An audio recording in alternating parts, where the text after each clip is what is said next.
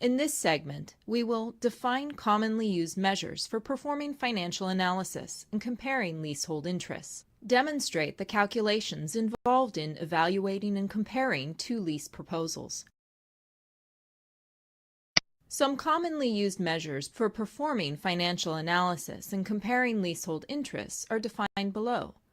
Note that some of these terms, especially those describing different lease types, are not always used consistently throughout the industry, and the definitions often vary from market to market and from building to building. Your client is considering proposals from two similar buildings for a 5-year lease. Both are 3,500 rentable square feet in size. Lease payments are made annually at year-end.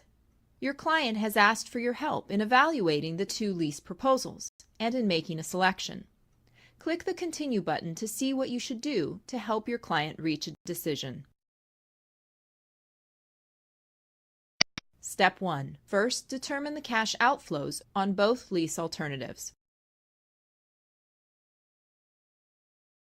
Step 2. Next, derive total effective rents and rates from lease cash flows for each alternative. Click the steps below to see the results.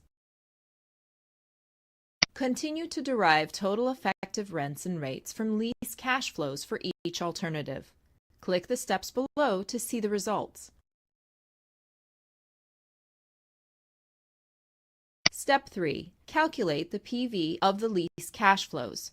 The present value of a stream of cash flows is affected by the size and timing of the cash flows. Click here to calculate the PV of the annual effective rents using discount rates of 9%, 11%, and 10% provided by the client in this case.